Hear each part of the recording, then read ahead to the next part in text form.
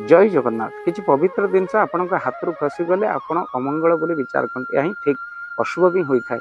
तो जदि आप रोषे घरे रोषे करने समय हलदी डभा आप हाथ खसी जाए या बहुत अशुभ होता है।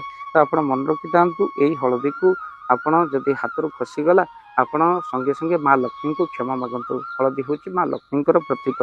आपण घरे के हलदीर अभाव करूँ ना। आउ हलदी आपण जदि देव पूजा समय खसीगला संगे संगे माँ को क्षमा मागतु कहीं पूजा असफल होता है। प्रत्येक कार्य हलदी लगे। हलदी हूँ बृहस्पति प्रतीक।